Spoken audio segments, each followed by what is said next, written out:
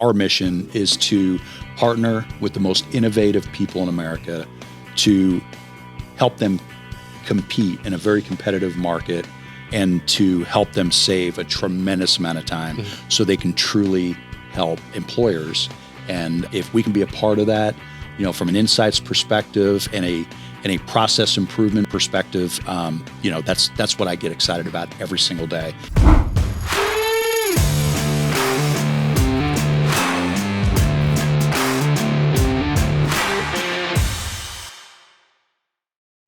All right, well, I'm here with Glenn Fisher, the CEO of NavMD. How you doing, man? Hey, pretty good. How you doing, Spence? Good to see you. Thanks for coordinating. We were joking with the shirt coordinates with the couch. Yep, I'm the new pillow on the couch. Your new pillow on the couch, man. I'll let you take that title, man. But it's good to see you. Thanks for coming in from Kansas City, man. I really appreciate you. Absolutely. Fitting this into your Dallas schedule, man. I view you, and I was joking with you before, the coolest guy in insurance, and really excited to finally sit down and capture a conversation on the podcast. Yeah, and I've always admired you, Spencer, and the way you want to teach people about stop loss, about self-funding. And, I consider you probably my professor teacher of self-funding 101. Well, I appreciate that. That's an honor, man. And I really respect you for saying that. So today we're talking about NavMD. We're going to talk about data analytics, right? That's the core, the crux of the conversation today. But before we do that, I'd like to highlight who's Glenn Fisher. Like, what's your backstory? We'll talk about the core. We'll talk about your origins in the waste management business, which I think is going to be pretty exciting. But why don't you tell the audience a little about who you are, Glenn? Yeah, I've been in the benefits world for a very short period of time, since 2018 when I acquired NavMD. But prior to that, I've just been a serial entrepreneur, been involved in a lot of different businesses. I guess you could break it up into two phases: truck phase, non-truck phase, technology. Okay. So, but prior to that, I was in the Marine Corps. I was in the Air Wing. And, that provided me with a pretty good foundation for, what it takes to excel in a mission. Sure. And no matter how tough the odds, I can figure this out. Yeah. Yeah. I mean, that's kind of at a high level. And then, from a leadership principle perspective, a few things came out of it. The concept of being mission ready, you got to have clarity and focus to execute well and to execute fast. Yeah. Well, that's what I say. I've got friends in the Marine Corps as well, and execution seems like a very common terminology, right? It's like you have an action plan, you know what the constraints of whatever this project are, and the mission is to go execute on it. So that language, I think, transfers really well into sales, into operations, and so I think guys that are in the Marine Corps and all the training that you guys get, and then if you ever see action as well, it does prepare you very well to then turn around and come into the civilian world, into the private sector, and then use those skills that transfer very well into different parts of our industry. So was there anything in particular? You said leadership, kind of mission ready, understanding execution, but any other sort of skills that you feel transfer very well? Yeah, I think, a couple other things would be tempo. Tempo matters, the ability to react quickly and efficiently in chaotic environments is important. The rule of three. Okay. So the rule of three is when under pressure, people can only focus on three things. So don't give them 5, 10, 15, 20 things to do. Okay. If you're focused on your C-suite, they only can do three things and focus on three things. So pick the top three and just make sure you deliver on those top three. I like that. Exactly. Okay. And then, so you got out of the Corps, you were in there, 5 or 6 years, correct? 6 years. And you said you were fortunate enough to be in there during peacetime, right? So yeah, for the most part, there was the Panama conflict. Okay. I was geared up, ready to go. And then at the last minute, they called it off. It kind of settled. But I feel really blessed to serve during peacetime. Sure. Yeah, absolutely, man. And so then now walk me forward, right? Is this when the truck phase of your career came into? So what did we do after we got out of the Corps? It is. So I ended up meeting some people that had a challenge. And the challenge was that their trash company was taking forever to pick up their trash.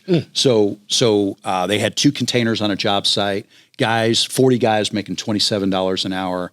and they were waiting for an empty container. Okay. And that time was stacking up. So because of, that issue and that challenge, I was able to convince them if I bought a couple trucks and a few containers, that's how I kind of carved out my opportunity. Did you have any trash. experience in the trash business before doing this? I knew nothing about it. So you just recognized an opportunity. You said, you know what, I can fix that, right? Right. So how do you go about acquiring trucks with no experience or no background? You just saw some for sale, or like how'd you go pick them up? Luckily, my customer helped me with that because they had a lot of trucks. They were in the construction business. So they helped me identify 2 junkers that at the time, I mean, they were rough. The containers had holes in them.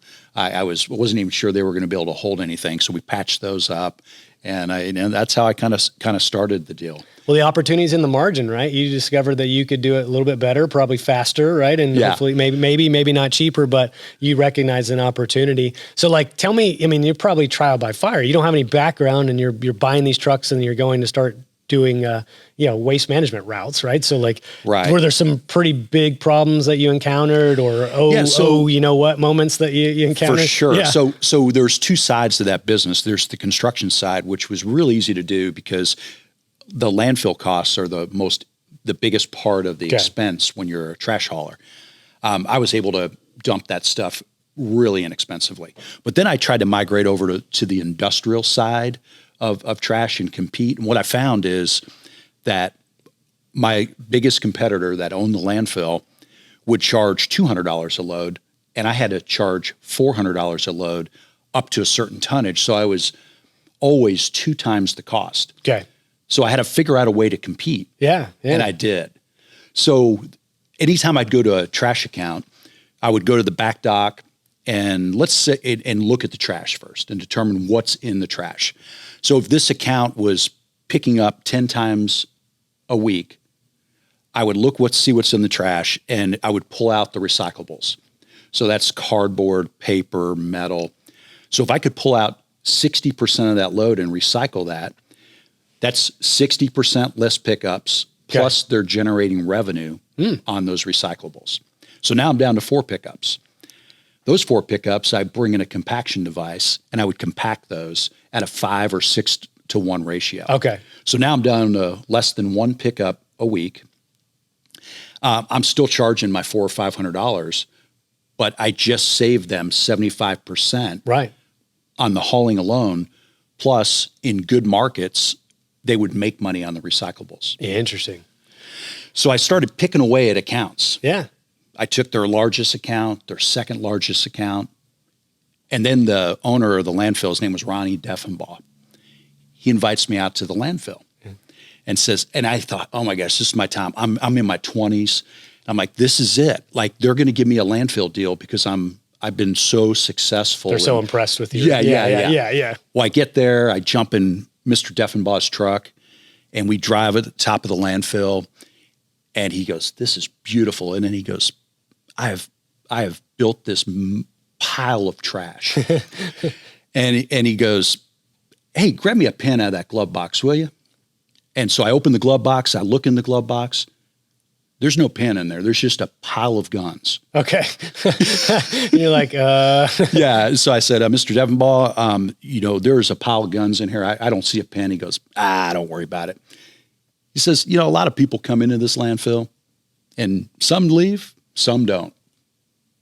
Just wanted to kind of share that with you. Yeah.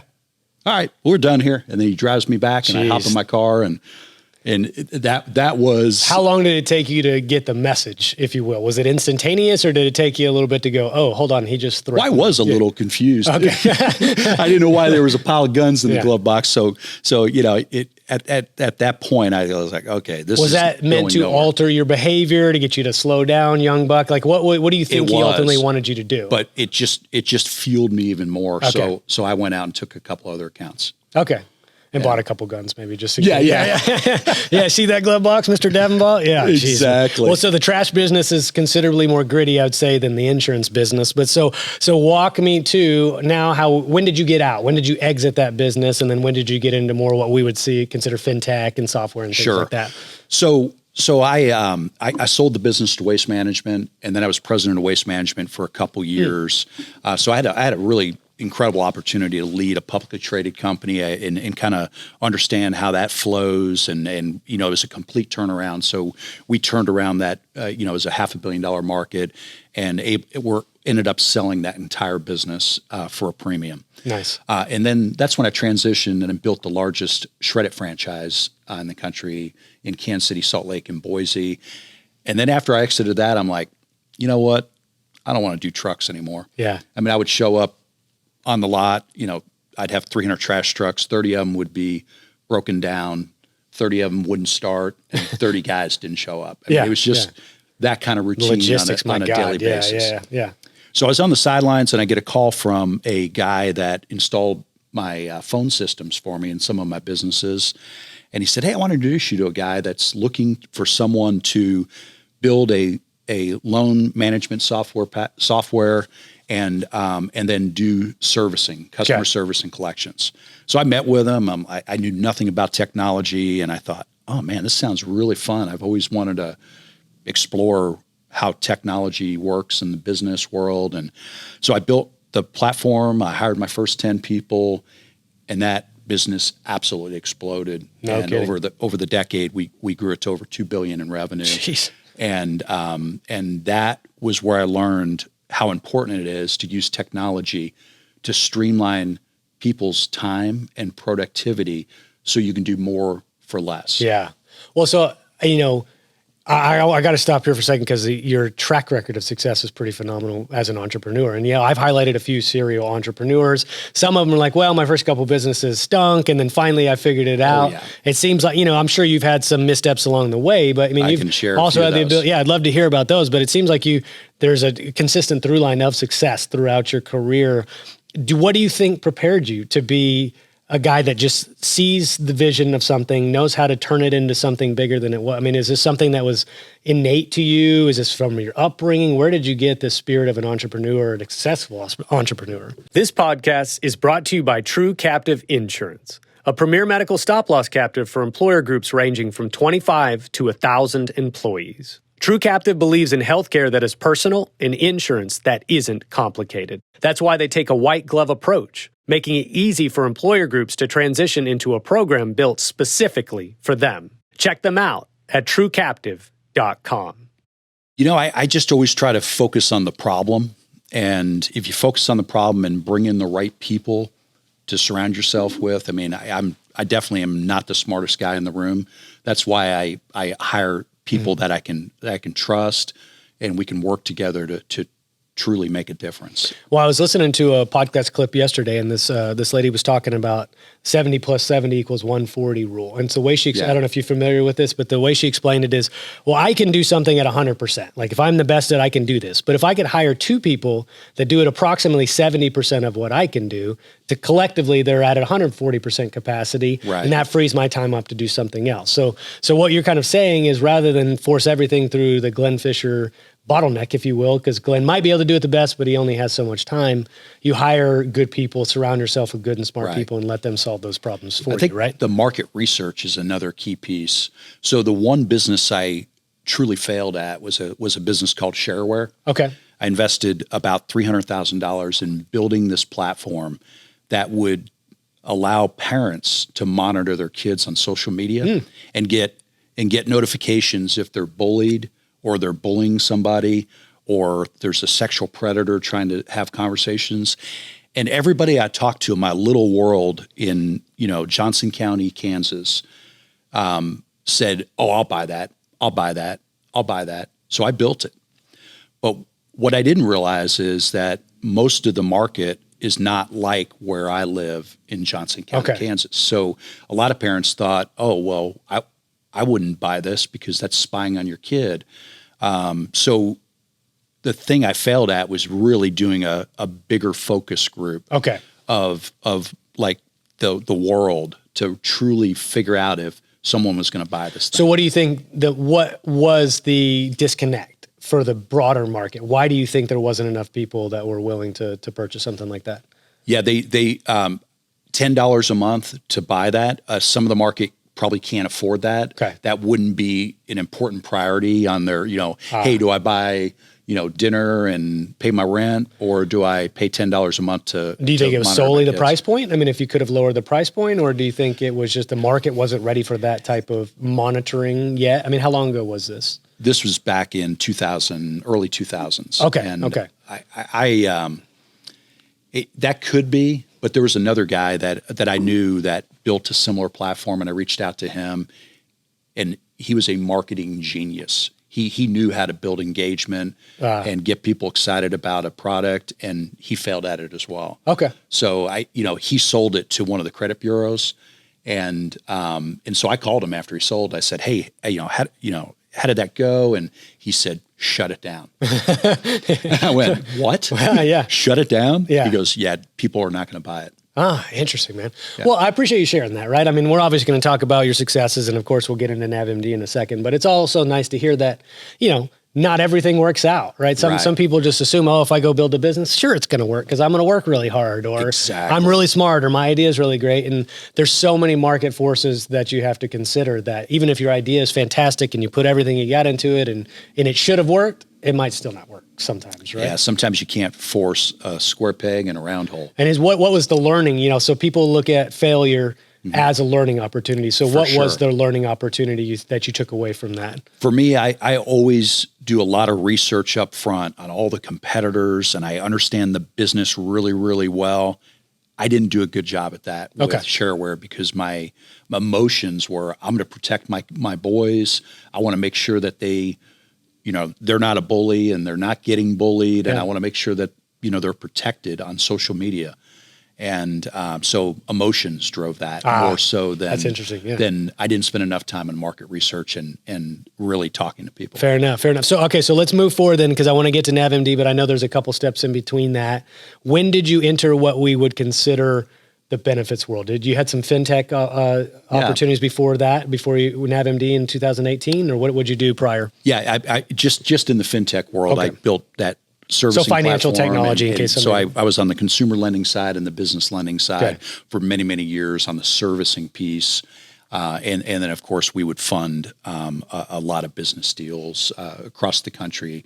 When businesses can't get money at a bank, we would fund them. I see. In an alternative way. I have a friend in the non-traditional lending space, right? Yeah, it's exactly. pretty interesting space.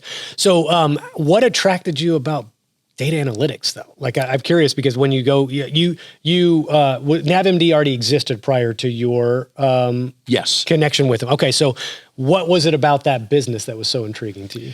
Yeah, so in 2018, I was on the sidelines and I was doing some coaching with other CEOs that I knew pretty well in Kansas City, and it was really hard. I really didn't enjoy coaching. So I set out to buy a new business, and I started looking at. I looked at dozens and dozens of businesses, and one of my buddies, Tom Tilley in Kansas City, introduced me to NavMD. And when I learned what NavMD did, I went, "This is it.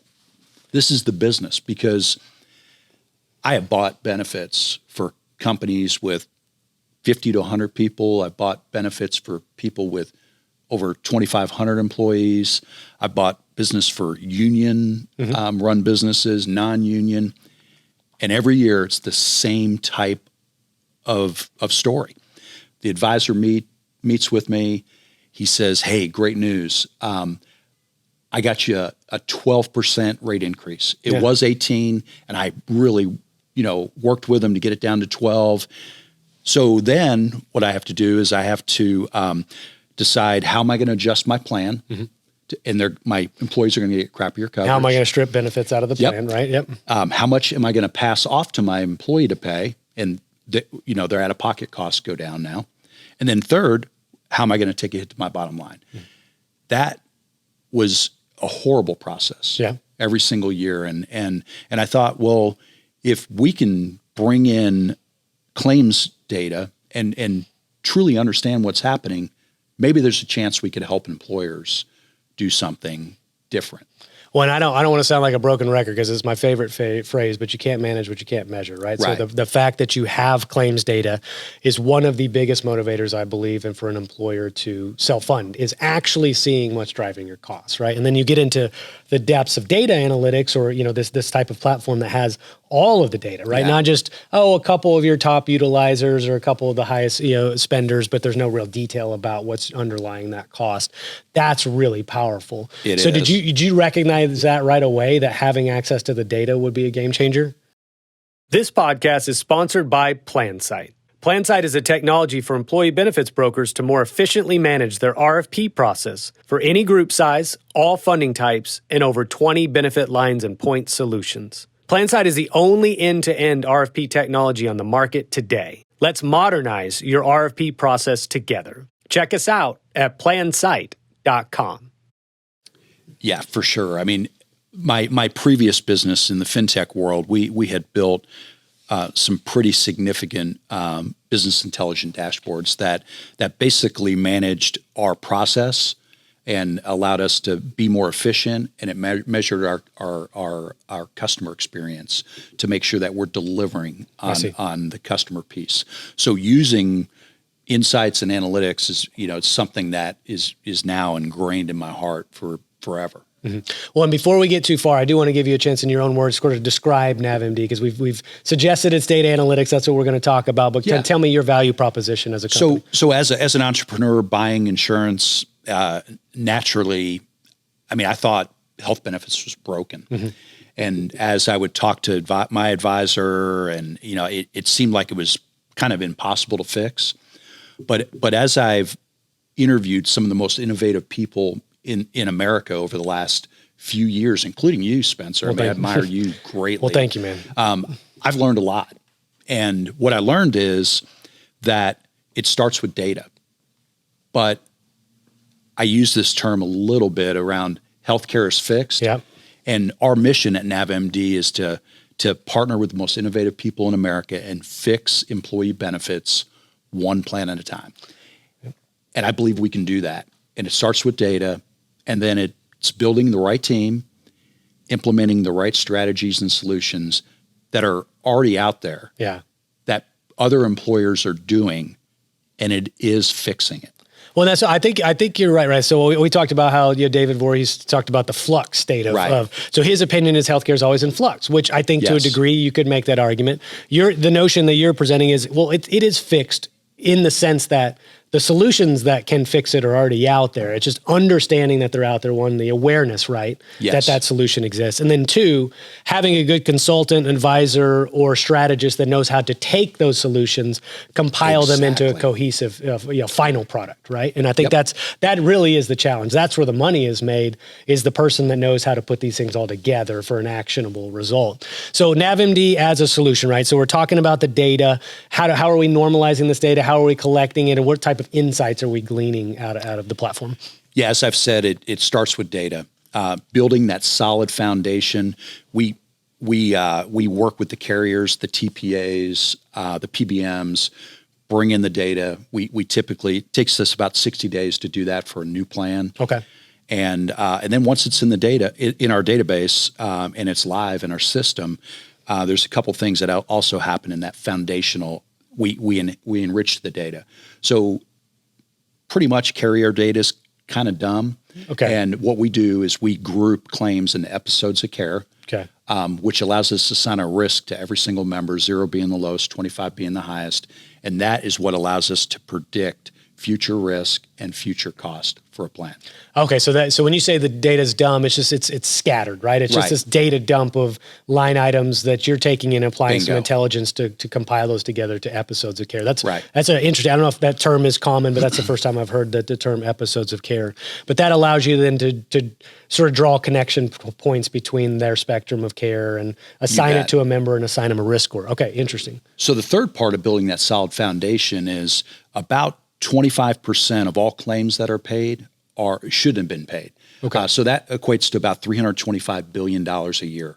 So what we do is we scan that data going back 2 years and we monitor it moving forward. And our payment integrity review delivers about 20% back to the employee and about 3% back to the plan. To the plan. Okay. Just by going backwards and retroactively looking at those claims. Exactly. 2 years, you said it goes backwards. 2 years. Very cool. You bet. And then does it apply that knowledge forward as well to recognize these are patterns of fraud, waste, and abuse in the errors in the system as well? Okay. So 2-year historical look back and ongoing monitoring and alerts. Okay. So if I'm a broker that doesn't have a platform of any kind, so not necessarily I'm using a competitor's platform, but I'm using nothing at all. Right. What am I missing, right? Like, because I think that's important. Now, a lot of brokers or consultants that listen to this podcast might have a few self-funded groups, but maybe the majority of their book is small group or fully insured. And so, not having anything at all, where are my blind spots if I'm not looking at data at all? Like, what am I missing? Yeah, well, it goes back to, having that, it takes time to pull data from a carrier. It takes a lot of time for account teams. And when you look at account teams, they are maxed out with all the things they have to do to service a particular employer. So what I learned in the FinTech world is you gotta bring in technology to make that process a lot more efficient. So my goal is to equip the producers with things that are impactful that allows them to compete in a very competitive market and give account teams about 40% of their time back. Okay. And we do that because we do the data management. We already have visualizations built so they can easily see what's happening within the plan and they don't have to recreate the wheel. So like a dashboard, if you will. Okay, cool. And then we integrate with other technologies across America that we know work, like PlanSight. Yep. PlanSight streamlines the marketing and RFP process, and that's probably the biggest piece of the 16 hours a week per account team member that they get back because they save all that time. Well, so that's just it, right? It's like there's these different types of technology that exist, but all of them collect somewhat of a similar data set, have different uses for it. But it's like, what is the synchronicity between all these systems, right? Like if you have Ben admin systems, you have enrollment systems, you have agency management systems, you have data analytics, and now you have RFP software. There's all of these systems want approximately the same type of data. But right now, what happens is a lot of them are just simply disconnected. So a human being has to intervene in every single location to input that data. So the more that we can connect, vertically, upwards and downwards on the scale, it's going to save people time. So you talk about that 16 hours a week, that could have a compounding effect if multiple systems are talking to each other simultaneously. Exactly. That's our vision. I know you share that vision as well. So I'm glad you brought that up. But in terms of like the usefulness of the data, like let's talk about a real world example of, a type of claim that you are able to identify that then obviously turns into something actionable or, with having the power of this information at my fingertips as a consultant, how do I go apply it to impact the plan itself? Yeah, that is a great point because, when I got involved in NavMD, I was like, oh my gosh, this is great. Actionable insights. We're going to be able to give these actionable insights to advisors across America, and they're going to be able to do something about it. But because they're strapped on time, because they're trying to service so many accounts with so little time, what I realized is we have to build a marketplace of proven integrated solutions that we know work, that we can build out that savings analysis in our platform. So let's look at probably the most impactful piece of the healthcare spend. Okay. That's specialty meds. Specialty meds or the pharmacy spend is typically about 30% of the overall spend, and about 40% of the pharmacy spend is specialty meds. Okay. So we have a solution that can deliver 11% back to the plan by taking a look at not switching people off the specialty meds that they're on, but figuring out a different way to buy those medications. Yeah. And so sourcing them differently. Exactly. Okay. Interesting. Yeah. So that's one of many marketplace solutions that we have built into our platform. Well, I was going to say, I talked to a lot of stop loss carriers, and all of them kind of bemoan the future of specialty medications and gene therapy medications as well. I mean, those are scary when you start hearing some of the numbers, right?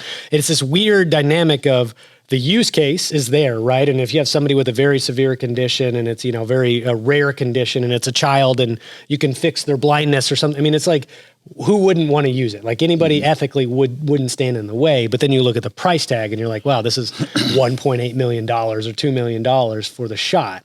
So you have that financial component as well. So it's not to say don't use the medication. Like you're saying, you're not kicking people off from being able to use the medication they need, but perhaps there's a better way to acquire that medication, right?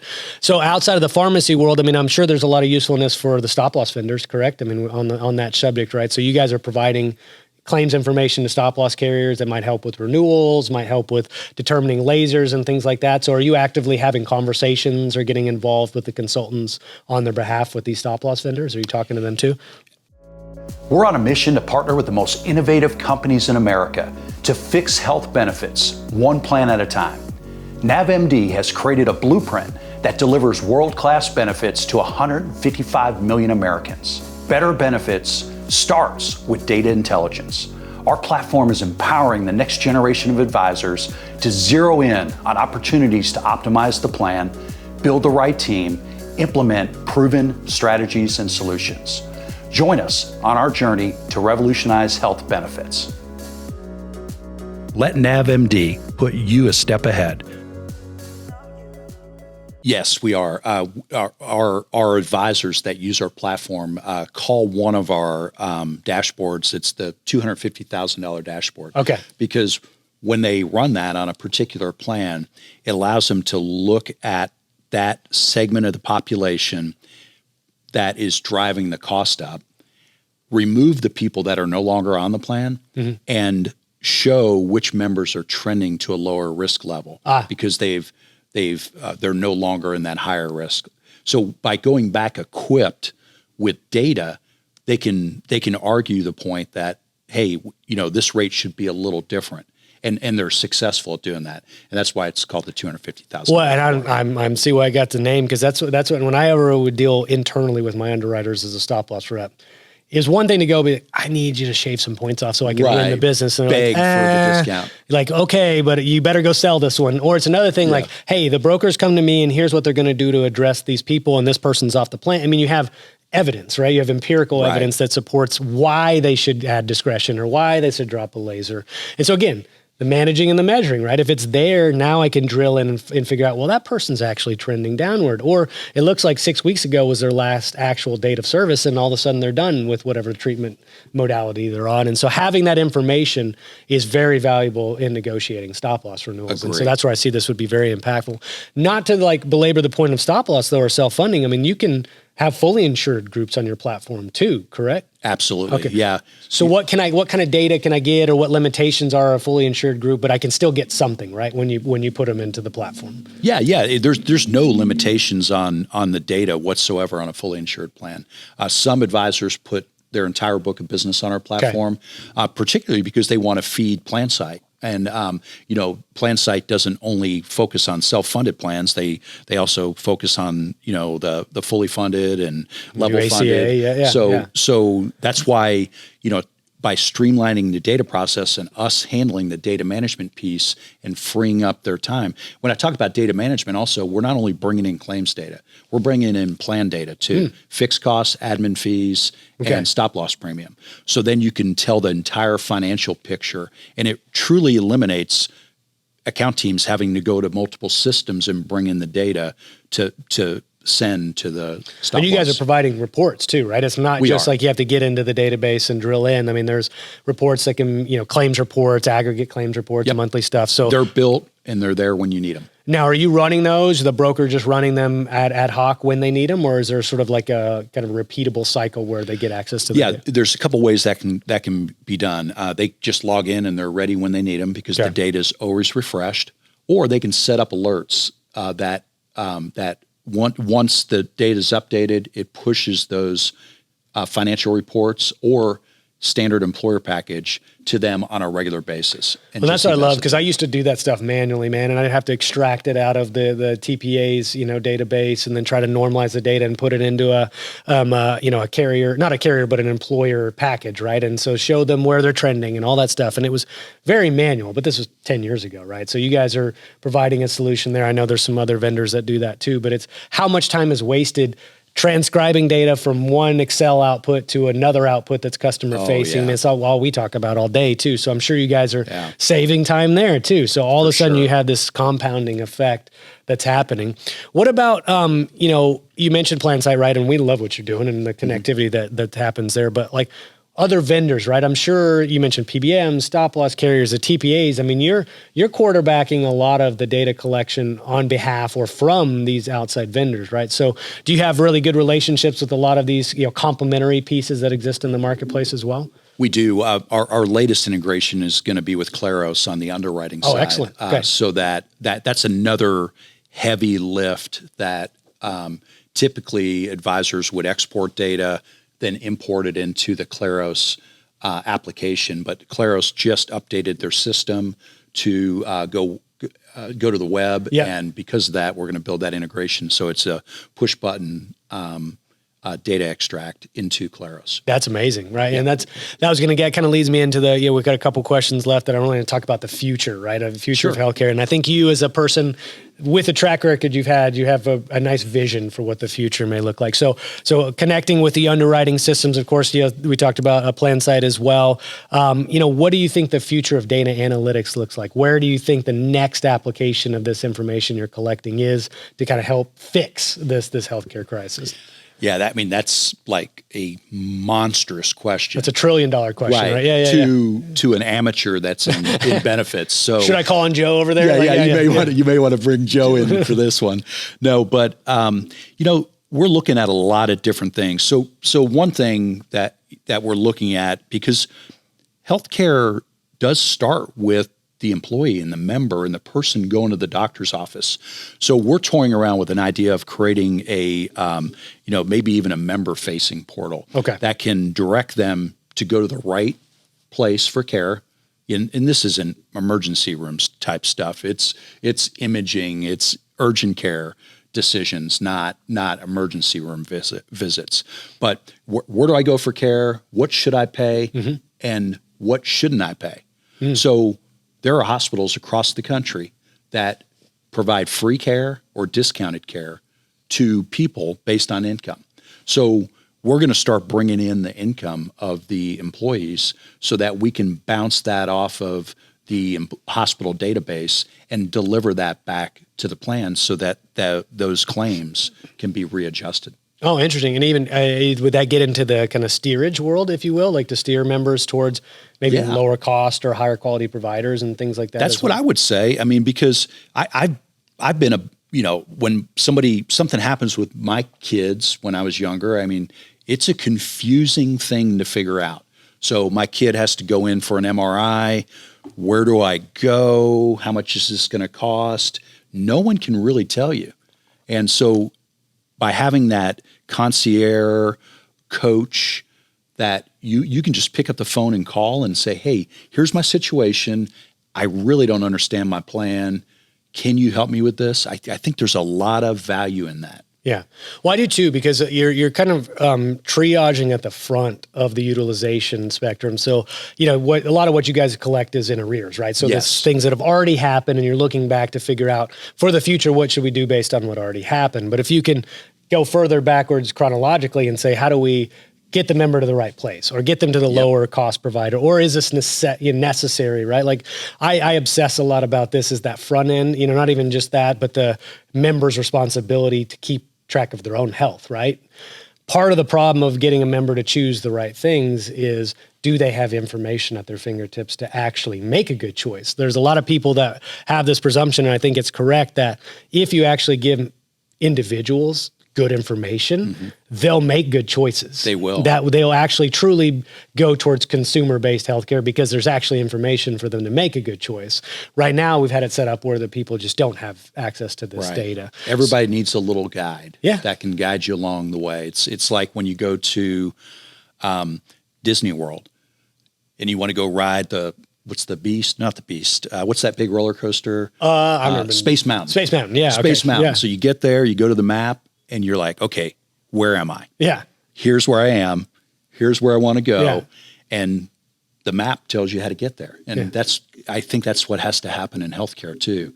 You got to kind of figure out where you are, what your health plan will pay for, where's the best place to go, where's the highest quality place to go. I mean, there's story after story of people going through procedures because they Googled a doctor online and it showed he had a 5-star, but if you really look at his track record, it wasn't so good. Yeah. 5-star as according to who? Like all the people that just felt compelled to had a good experience, but not all the people that had a bad experience. So kind of walk me towards the end, Glenn. I mean, let's kind of leave the folks with a call to action, kind of with that value proposition around analytics, not whether they come to you, whether they come to somebody else. Tell me the power of this and what people should be considering around this subject matter we just covered. Yeah. And once again, thank you for always, man. This is a really pleasure for me. I literally do feel like you're the coolest guy in insurance. Oh, so man. I'm so honored to have you on the couch, man. Not. But thank you. As I shared before, our mission is to partner with the most innovative people in America to help them compete in a very competitive market, and to help them save a tremendous amount of time so they can truly help employers. And if we can be a part of that, from an insights perspective and a process improvement perspective, that's what I get excited about every single day. If we can just help one employer every single day, I mean, that's what drives me and that's what excites me because I've been on that side. Your enthusiasm is infectious too, man, and I get excited every time I talk to you. So I'll just say, best place to get a hold of you, right? So LinkedIn, navmd.com, either one. Okay. Yeah, LinkedIn, navmd.com. That'd be great. Or listen to this podcast and hit me up. I'll get you in touch with Glenn. Yeah, I know how to get a hold of him. Well, I appreciate you, man, as always. Thanks again for fitting this in your schedule. Looking forward to having dinner tonight as well, and then having some drinks and breaking some bread. So appreciate you, man, and keep doing what you're doing. Yeah, appreciate you too. Thank you. My pleasure.